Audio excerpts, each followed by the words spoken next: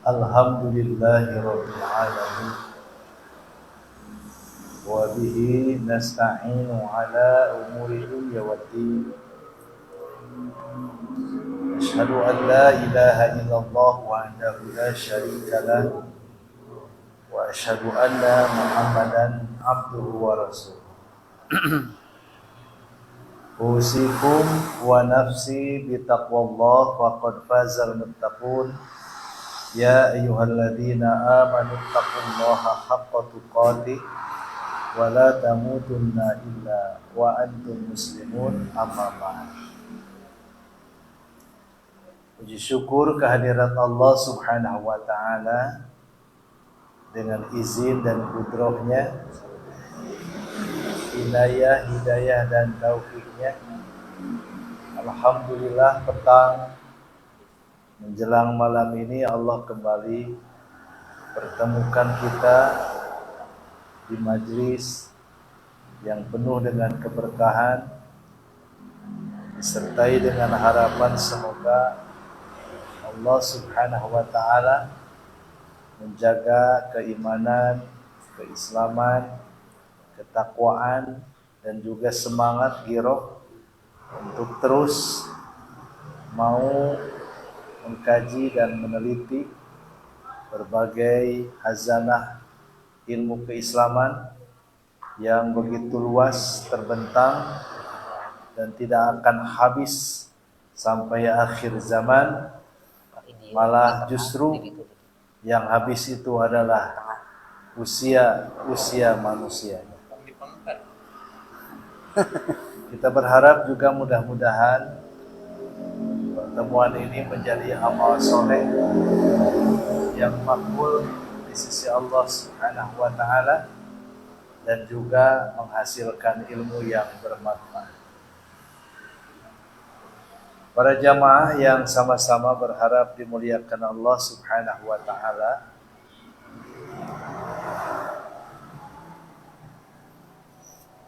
mungkin termasuk saya, tidak ada seorang anak cucu Adam yang masih ingat saat ditanya oleh Allah Subhanahu wa taala di alam sulbi. Alam sulbi itu adalah alam ketika manusia masih berada di tulang sulbi ayah kita masing-masing. Silahkan googling seperti apa tulang sulbi manusia, pasti ketemu. Bahkan dalam pembahasan hari kebangkitan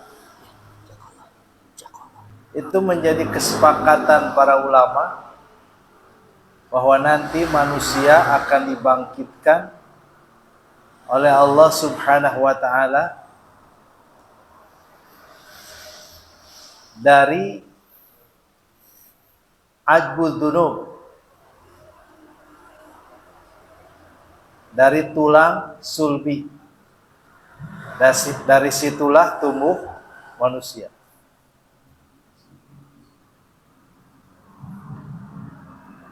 Nah, sekarang kita tidak ada yang ingat bahwa saat kita berada pada tulang sulbi ayah kita masing-masing, itu pernah ditanya oleh Allah dan dimintai kesaksian oleh Allah. Alastu birabbikum, bukankah aku adalah Tuhan Rob kalian? Qalu bala syahidna, benar, kami bersaksi bahwa engkau adalah Tuhan kami. Nah, itulah yang dimaksud dengan alam sulbi.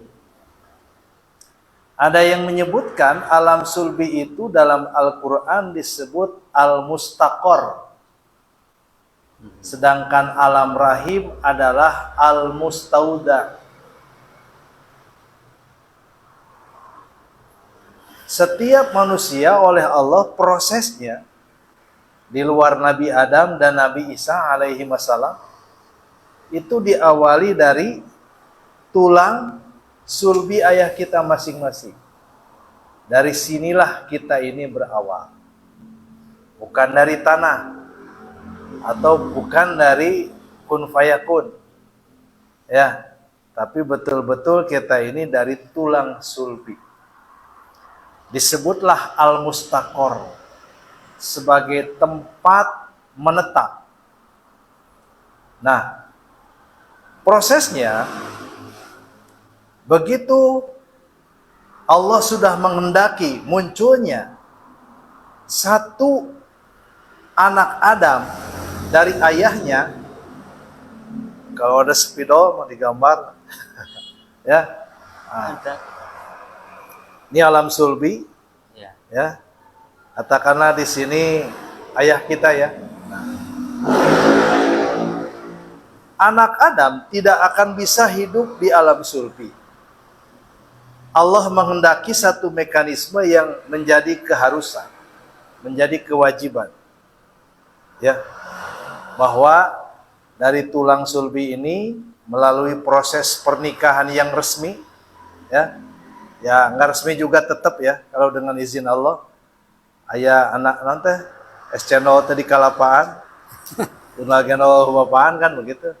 Itu di luar apa ya? Di luar nurul itu, Pak. Nah, dari ayah kita itu Allah menghendaki anak ini kemudian disimpan di alam rahim.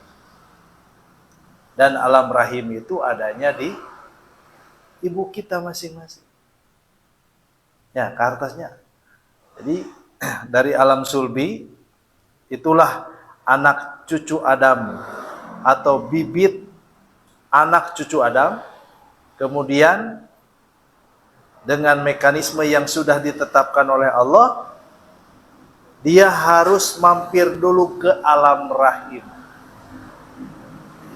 Nah, sebelum masuk ke alam rahim, mungkin ada checkpoint ya.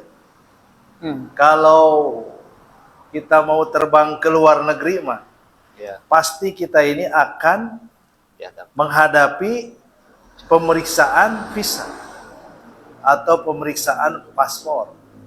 Nah, begitu masuk, diperiksa, jika sesuai, maka kita bisa masuk ke negeri yang bukan negeri kita.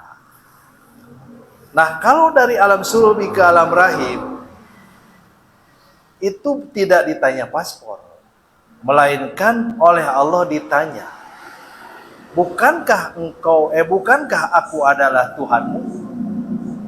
Maka ketika anak cucu Adam yang wujudnya belum seperti ini, entah seperti apa ya, semuanya menjawab bala syahidna.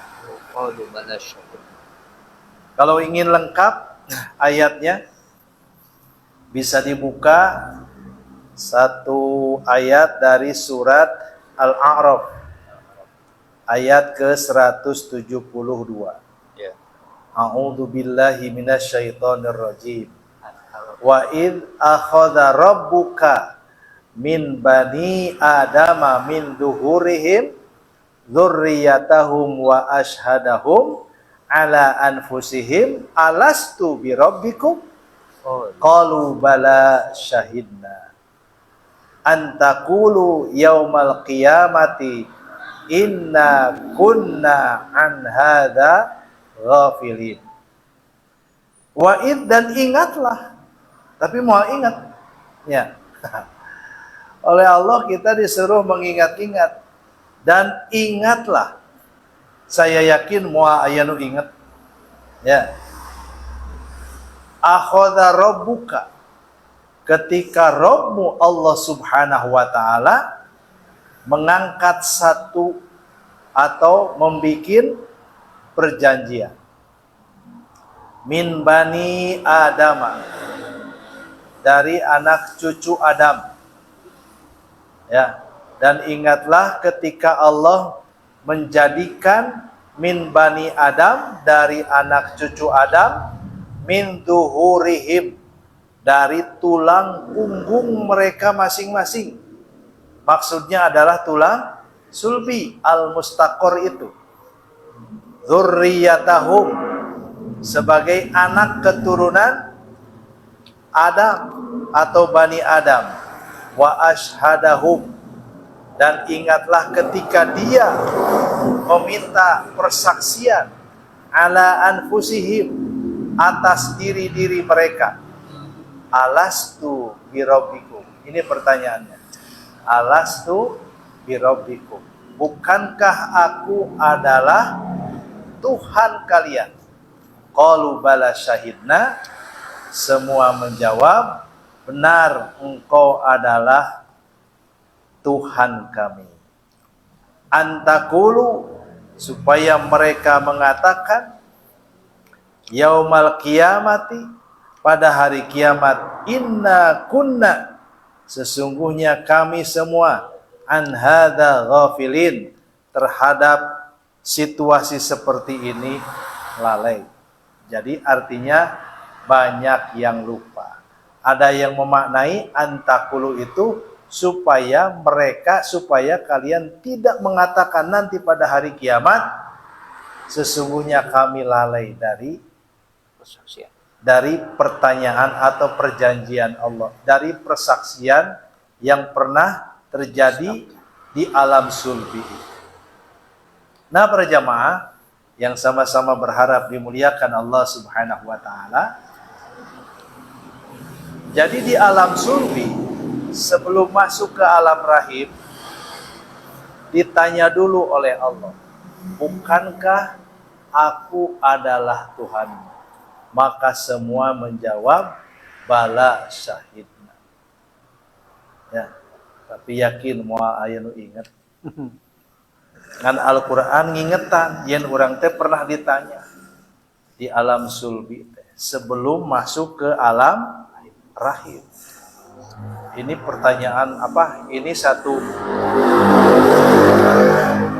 ilustrasi yang sangat luar biasa. Ya. Jadi semua anak cucu Adam, menurut surat Al-A'raf ayat 172 ini, semuanya bertuhankan Allah.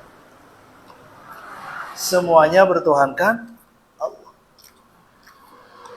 Nah, karena disebut bertuhankan Allah, inilah yang disebut dengan fitrah anak cucu Adam. Semuanya mengakui bahwa dirinya diciptakan oleh Allah. Ya. Apakah kalau kita menyampaikan ayat ini kepada semua manusia akan menerimanya? Allahu alam ya. Kan we batur mah. Tapi yang jelas bahwa dengan ayat ini kita ini pernah ditanya oleh Allah. Nah, dari ayat yang penuh misteri ini, Imam Abu Hanifah memberikan satu teori seperti ini. Wa akhraja bani Adam min zuhurihim. Ya. Atau apa ya? Saya lupa lagi. Bahwa Allah Subhanahu wa taala mengeluarkan keturunan anak cucu Adam itu dari tulang sulbi ayah mereka masing-masing. Faja'alahum uqala'a. Maka kemudian dia menjadikan semua anak cucu Adam yang belum berbentuk seperti ini, semuanya berakal. Fakhotobahum, lalu Allah mengajak diskusi atau bicara, dialog dengan mereka. Kemudian wa amarahum bil iman, lalu Allah menyuruh mereka supaya beriman. Wa nahahum anil kufri, dan melarang mereka dari kekufuran. Jadi ternyata dalam dimensi alam sulbi, kita ini sudah diberikan kemampuan akal yang luar biasa. Dan juga sudah diberikan kemampuan bicara. Sehingga waktu ditanya sama Allah, alastu birabbikum, qalu bala syahidna. Bisa ngejawab. Ya, bisa ngejawab. Coba kalau ayeuna ditanya ku Allah bisa ngajawab mah. Komo geus boga dosa mah nya. Jadi karena mungkin belum punya pikiran macam-macam, masih grace lah, masih belum terkontaminasi, belum terpolarisasi, belum macam-macam. Sehingga waktu Allah nanya, bukankah aku adalah Tuhanmu? Semuanya dengan mudah menjawab, betul, engkau adalah Tuhan kami. Babari. Ya, sebab belum banyak macam-macam. Kita belum banyak interaksi dengan, apalagi sekarang ini sudah interaksi dengan agama-agama lain, sudah berinteraksi dengan pemahaman-pemahaman agama lain, kepercayaan lain. Ya, ini masih benar-benar grace. Semua anak cucu Adam bisa menjawab pertanyaan Allah dengan kompak, bala, syahid. Nah, jadi kata Imam Abu Hanifah, Allah mengeluarkan anak cucu Adam dari tulang sulbi ayah mereka masing-masing. Ya. Kemudian Allah memberikan akal, kemudian Allah memberikan kemampuan berbicara. Karena itu ketika Allah bertanya, siapa atau bukankah aku adalah Tuhanmu, maka semuanya bisa menyebut. Dan lamun teu bisa ngomong mah moal bisa ngajawab. Lamun tidak berakal mah moal bisa ngajawab. Kusabab boga akal, kusabab punya kemampuan komunikasi, maka semua anak cucu Adam bisa ngajawab pertanyaan Allah Subhanahu wa Ta'ala. Itulah pertanyaan atau satu pertanyaan dari Rabb kita Allah Subhanahu wa Ta'ala saat di alam sulbi. Jadi kita bisa menjawab pertanyaan itu dengan mantap. Ya, karena can loba pikiran, can loba urusan.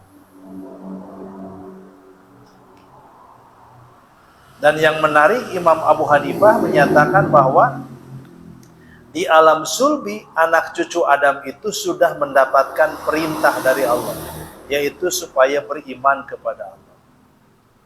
Kemudian menerima larangan dari Allah, yaitu dilarang kufur. Ya, dan semua anak cucu Adam alhamdulillah lulus masuk ke alam rahim. Nah, di sini mulai muncul berbagai macam persoalan, tapi tidak banyak. Ya, tidak banyak. Nah, begitu berada di alam rahim kurang lebih 9 bulan maksimal, ya. Lalu keluarlah dari alam rahim menuju alam dunia.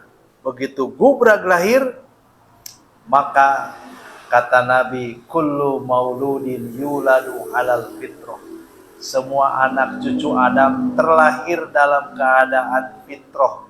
Apa fitrah? Yaitu semuanya masih bertuhankan Allah Subhanahu wa Ta'ala. Tuhannya masih Allah, Robnya masih Allah. Ya.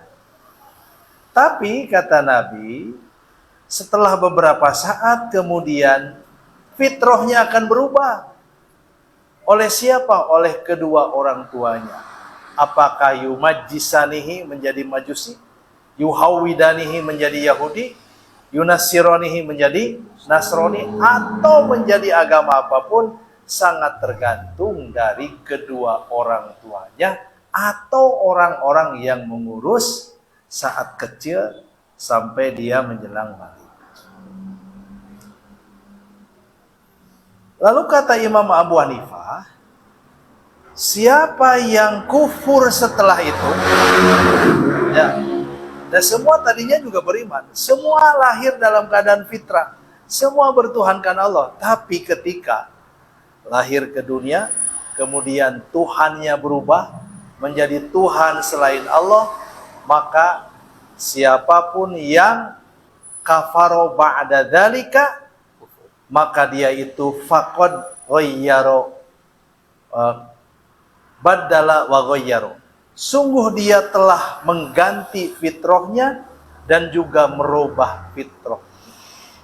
Tapi barang siapa yang beriman kepada Allah, maka dia watabata, dia tetap subut dalam kefitrahannya, dan wadawama, dia melanjutkan kefitrahannya. Nah, mudah-mudahan kita semua pun bisa menjaga kefitrahan ini sampai kita kembali kepada Allah Subhanahu wa taala.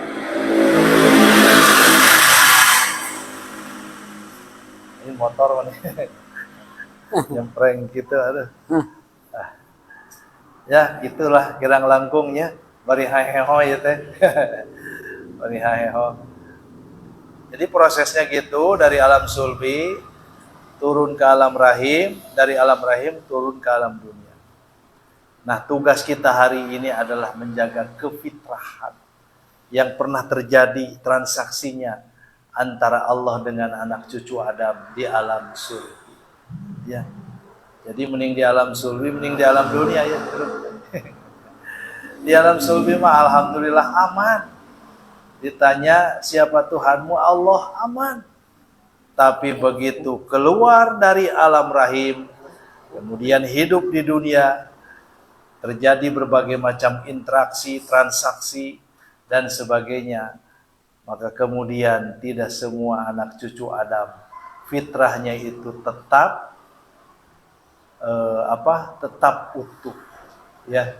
Banyak yang rusak, banyak yang terganggu kefitrahan. Nah, hidup kita di dunia sekarang ini adalah menjaga kefitrahan. Lalu ketika menjaga kefitrahan, tampillah utusan-utusan Allah. Silahkan baca bagaimana seorang Nabi Ibrahim alaihissalam begitu gigih memperjuangkan supaya manusia itu tetap bertuhankan Allah. Dan luar biasanya beliau harus berhadapan dengan ayah kandungnya sendiri. Hese etama. Kan teorinya, maka tergantung kedua orang tuanya lah yang akan memajusikan, yang akan menasronikan. Nah, sementara dalam kisah itu, yang harus diperjuangkan oleh Nabi Ibrahim adalah berhadapan dengan ayahnya sendiri. Ini adalah satu perjuangan yang berat. Nah, kemudian ketika kita hidup di dunia, maka siap-siap lagi kembali kepada Allah. Nah, saat kembali kepada Allah, maka setiap anak cucu Adam harus mengalami fase kematian. Dan setelah mati, lalu dikubur, maka Nabi menggambarkan ketika anak cucu Adam dikuburkan, maka datanglah dua malak atau dua malaikat, Munkar Nakir. Dan Munkar Nakir itu akan menanya ahli kubur dengan pertanyaan yang saya kira semua bisa menjawabnya, yaitu Man Rabbuka, siapa Rabb? Kan balik deh Pak, ya. Maka kalau kita ditanya purwadaksi, kurang kudu inget karena purwadaksi, lain balik deui karena ajaran-ajaran karuhun lain. Ajaran karuhun mah eta mah nu megat muntah. Ya. Ajaran purwadaksi itu adalah kita harus ingat bahwa di alam sulbi semua pernah ditanya oleh penciptanya, bukankah aku adalah Tuhanmu? Dan semua menjawab, benar, engkau adalah Tuhan kami. Ayeuna kumaha? Ayeuna mah balelol. Ya, seandainya kita ini satu malam atau saat tertidur bermimpi berjumpa dengan Rob, lalu Allah bertanya, betulkah aku adalah Robbu? Kira-kira bisa ngajawab moal apa? Allahu alam ya. Nu aya oge cenah heureuy eta si bapak-bapak. Duh, cenah ieu rek sare tapi teu wani peureum, naha teu nyepang duit. Nah, kitu sare make kudu nyepang duit sieun ngimpi meuli baso. Pamujun pamajikan cenah kitu. Wah. Nah, para jamaah yang sama-sama berharap dimuliakan Allah Subhanahu wa taala. Jadi purwadaksi itu adalah alam sulbi. Ingat kita pernah ditanya oleh Allah. Dan hidup ini adalah mempertahankan bagaimana ketika kita pulang kepada Allah dan sebelum berjumpa dengan Allah ditanya dulu sama petugas, Man Rabbuka?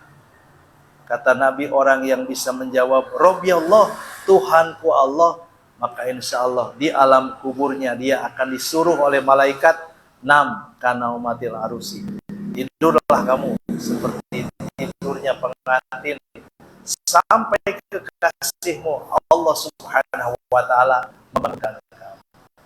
Nah, jadi untuk menjawab pertanyaan Tuhanku adalah Allah, ya Pak. Duka bisa, duka muanya, tapi paling tidak kita dengan riadoh, dengan latihan-latihan tazkiyatun nafas, sering-seringlah mengucapkan amantu billah.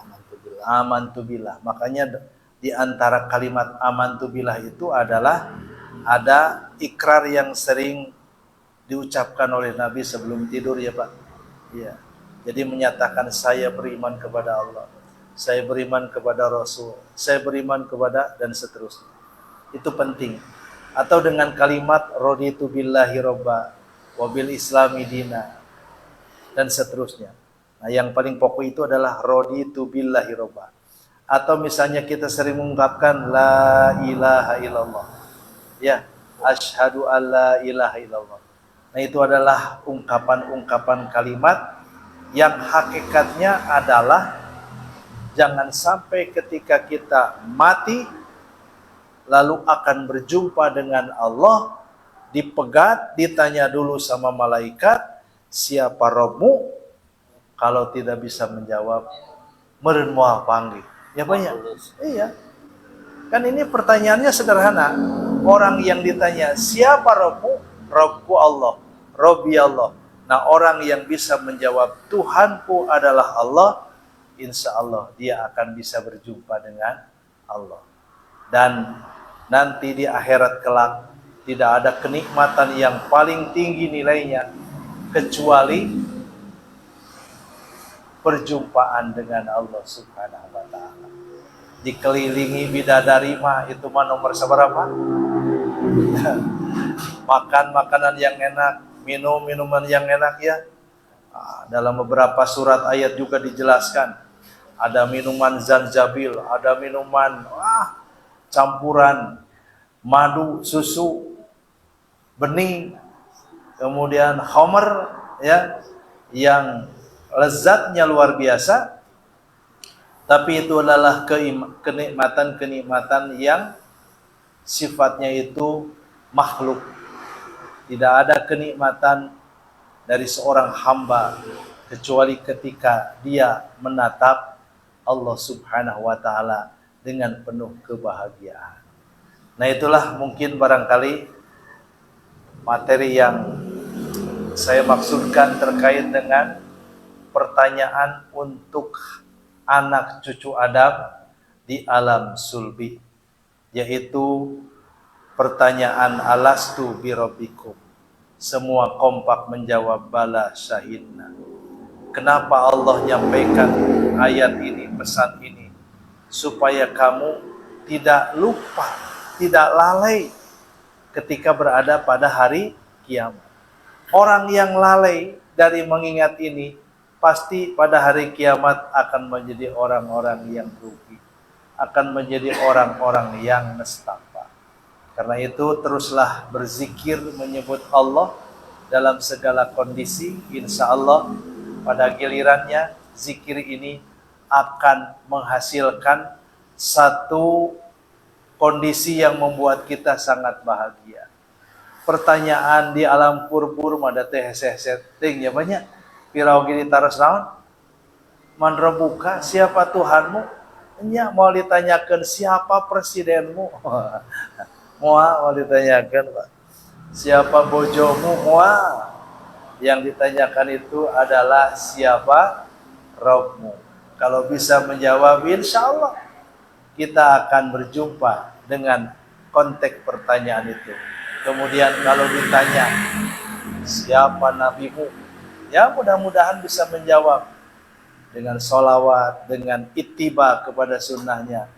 Bisa kita ungkapkan jawaban itu, Nabi Muhammad sallallahu alaihi wasallam. Insya Allah kita ini di akhirat bisa berjumpa dengan Allah, bisa juga berjumpa dengan Nabi Muhammad sallallahu alaihi wasallam. Ya. Mungkin kita lanjutkan dengan tanya jawab.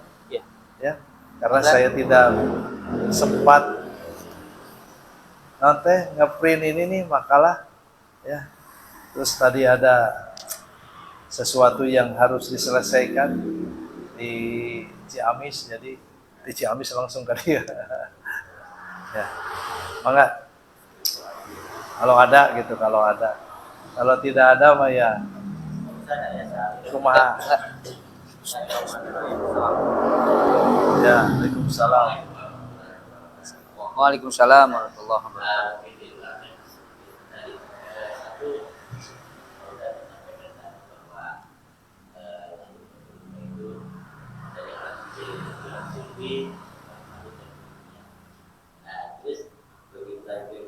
Minimal sampai datang akhir ajal kurang memahami bahwa kurang pernah menyaksikan bahwa Tuhan kita tuh kira-kira kiat kumaha itu dari amalan ringan sampai amalan yang lebih kuat gitu Pak.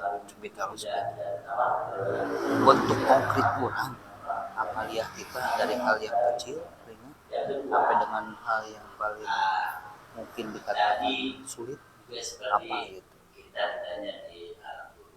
ya kan perlu pembiasaan Pak. Itu enggak untuk menguatkan itu tidak hari ini paham lantas tidak upayakan harus ada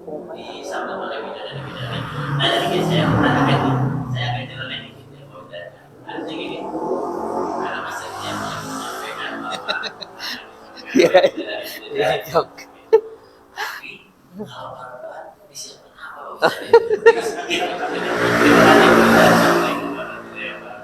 Waalaikumsalam warahmatullahi wabarakatuh. Mangga ya. Ya. Ajeng Ustaz. Terkait fitrah kemudian berubah menjadi kafir, maka dalam beberapa teori, ini teorinya, teori. Jadi seorang yang tadinya fitrah bertuhankan Allah kemudian berubah menjadi tidak bertuhankan Allah, itu bisa terpengaruh oleh terutama kedua orang tuanya. Atau bisa juga bukan dari kedua orang tuanya. Nah karena itu konsep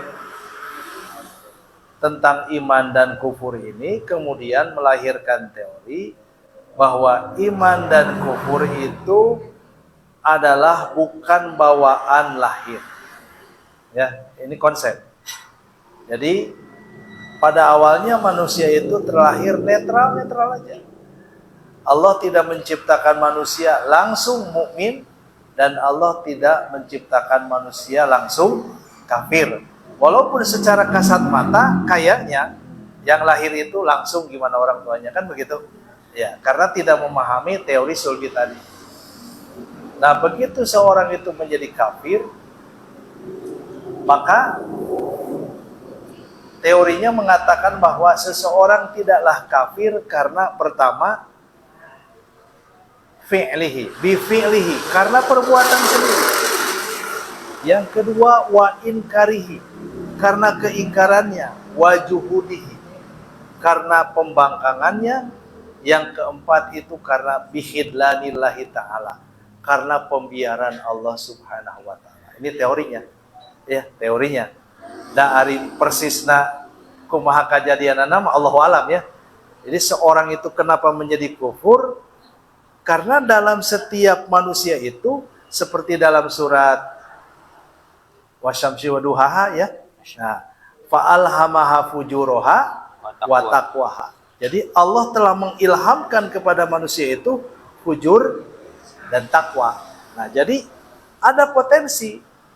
Nah, maka kemudian beberapa ulama menyatakan bahwa manusia itu punya potensi yang buruk dalam dirinya. Pertama adalah kufur, kedua adalah ingkar, ketiga adalah juhud. Ya, makanya dalam konsep nikmat pun sama. Jadi lawan dari syukur nikmat adalah juhud nikmat, inkar nikmat, dan kufur nikmat, kan begitu. Nah, kalau potensi ini dibiarkan, Ya akhirnya begitu. Ya. Akhirnya begitu. Dan jadi kenapa seorang itu kufur? Karena potensi yang ada dirinya menggiringnya dengan kekuatan yang luar biasa, mengkondisikan seseorang itu menjadi benar-benar kufur kepada Allah. Kemudian yang keempat, itu karena dibiarkan oleh Allah. Jadi ada teorinya Rima. Kenapa seorang itu kufur? Bifi'lihi wa inkarihi wa juhudihi. Dan yang keempat itu karena pembiaran Allah Subhanahu wa taala. Jadi kalau daya tariknya itu lebih ke kekuatannya itu ada kepada manusia. Nah, saya kalau agak sulit menerimanya, saya ambil contoh satu lagi ya. Terkait dengan musibah yang menimpa pesantren Al-Husini di Sidoarjo ya. Kita sama-sama mendengar dari sepuh tokoh pesantren di sana yang mengatakan ini adalah takdir Allah. Ya, ini adalah takdir Allah. Nah, karena ada jawaban takdir Allah, tentu semuanya menebak-nebak. Kira-kira kalau jawaban kiai seperti ini, arahnya kemana? Nah, arahnya ini dugaan ya. Berarti manusia tidak mau disalahkan. Kan begitu aja Pak. Nah, orang sami, kalau kita melakukan kesalahan, pasti kita ini tidak mau disalahkan. Eta mah geus pasti jelema. Sampai di rumah tangga. Padahal Allah menyatakan bahwa tidaklah sesuatu itu terjadi biidnihi karena izinnya. Lalu disimpulkan bahwa tidaklah sesuatu terjadi karena kudrohnya, karena masyiahnya, karena ilmunya, dan yang terakhir karena bikatbihi filauhil mahfuz, karena catatan yang sudah tertulis di lauhul mahfuz. Nah, itu adalah sesuatu yang teoritis.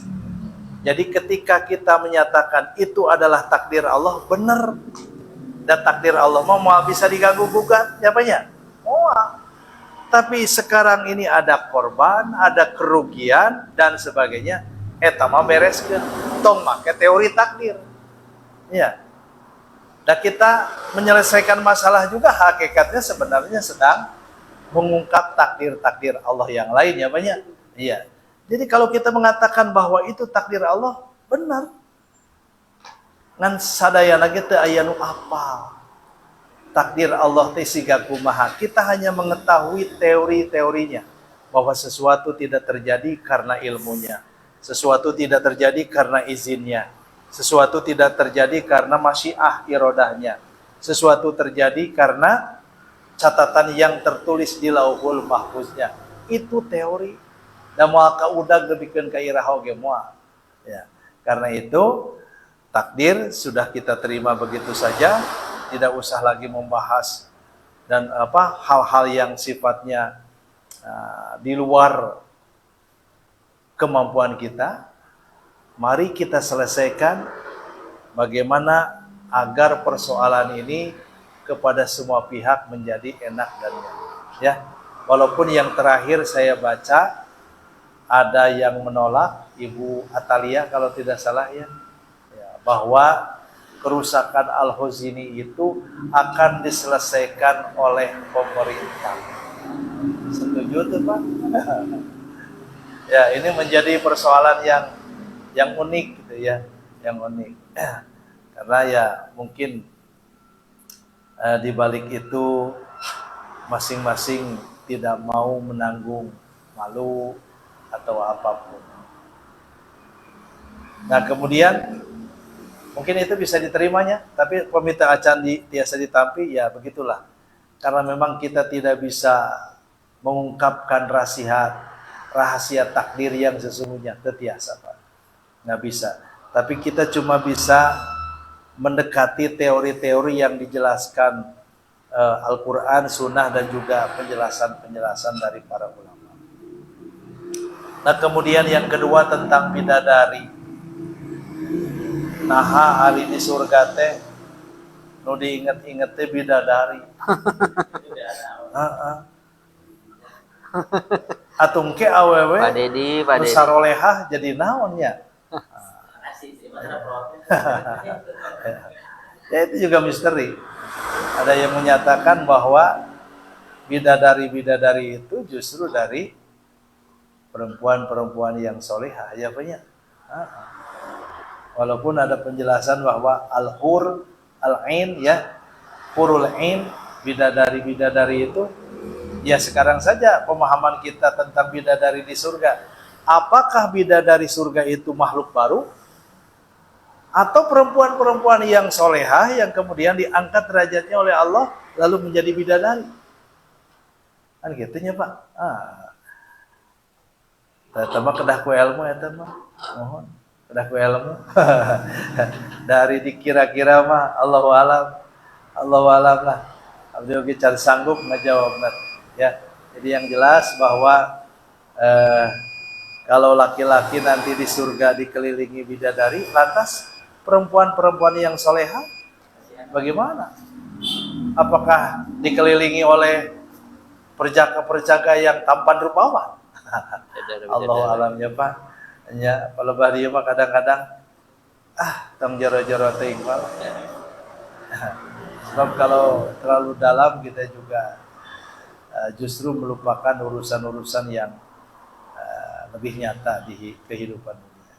Tapi paling tidak nanti saya akan mencari jawaban-jawaban. Biasanya suka adalah ulama-ulama yang punya karomah tinggi itu senantiasa bisa memberikan jawaban-jawaban seperti tadi. Iya. Sebab kesannya itu surga teh keralaki man gitu ya. Kesannya keralaki gitu. Ari awewe kumaha. Apalagi kalau kita membandingkan hadis yang lain bahwa ternyata di neraka teh loba awewe gitu ta. Kusabab eueuh stok awewe, Allah nyieun awewe ngahaja nu disebut bidadari. Allahu alam ya Bay, Allahu alam. Itu adalah dimensi-dimensi kegaiban. Kemudian kalau kita membahas tentang neraka ya, tentang neraka bahwa ada seseorang itu, sekelompok orang itu disiksa hanya sampai kedua mata kakinya. Ada yang disiksa sampai lututnya, pinggangnya, sampai ada yang tenggelam sama sekali. Yang tidak tenggelam itu masih dapat syafaat, terutama dari sahabat, kerabat, orang tua. Tapi yang tenggelam sama sekali, maka hanya Allah yang mengetahui keimanan mereka. Jadi iman itu adalah sesuatu yang tidak bisa dibakar oleh api neraka. Sehingga cahayanya sekecil apapun terlihat nyata oleh Allah Subhanahu wa taala. Kan begitu ya? Tapi kan teori ya, mah. Teorinya, Pak, teori. Jadi pertahankan keimanan kita karena iman kita luar biasa, ya. Jadi PR nama bidadarinya, bidadari. Tapi duka tak ibu-ibu sok bingung tara. Karena nya ada di pikiran teh, nu teu pikiran mama, teu di pikiran teh. Ayeuna lamun di pikiran teh kalakah bingung. Iya. Atau saya punya pertanyaan begini nih dari seorang ibu-ibu. Pak Ustadz, saya pernah nikah 2 kali. Suami saya yang pertama meninggal dunia. Sekarang saya sudah nikah lagi sama laki-laki yang lain. Pertanyaannya, nanti di surga saya ya Pak sama yang mana? Cenah gitu. Kita abdi teh di surga teh jeung salaki nu mana? Cenah gitu pertanyaanna. Cek abdi teh ibu menitos yakin mereka surga hebat luar biasanya. Ya mending yakin gitu aja Pak. Mending yakin daripada ayeuna pesimis. Ya karena waktu Isya sudah tiba, saya mohon maaf ya sebesar-besarnya. Jadi mudah-mudahan menguak misteri alam sulbi ini membuat kita ini pertama ingat karena purwadaksi orang sadayana ya bahwa kita itu prosesnya seperti itu. Kalaupun ada yang mempengaruhi situs ini, wah termasuk akal dan sebagainya terserah. Karena memang ini bukan wilayah masuk akal dan tidak. Hanya Allah menjelaskan seperti ini. Kewajiban kita adalah jika Allah memberikan tabligh, penyampaian dalam Al-Quran dalam bentuk ikhbar, maka kewajiban kita adalah tasdikun bil qalbi, membenarkan dengan hati. Tapi kalau Allah memberikan tablighnya itu dengan perintah, dengan larangan, maka tugas kita adalah patuh, taat kepada titah perintah itu. Nah, seperti yang tadi, kondisi ayat itu adalah Allah menyampaikan informasi. Maka tugas kita adalah membenarkannya dengan hati, tidak ada keraguan sedikit. Demikian, atur nuhun kasadayana. Mohon maaf atas segala kekurangan. Subhanaka Allahumma wa bihamdika asyhadu an la ilaha illa anta astaghfiruka wa atubu ilaik. Wa akhiru da'wana alhamdulillahirabbil alamin. Aqulu qouli hadza wa astaghfirullah li wa lakum. Wassalamu alaikum warahmatullahi wabarakatuh.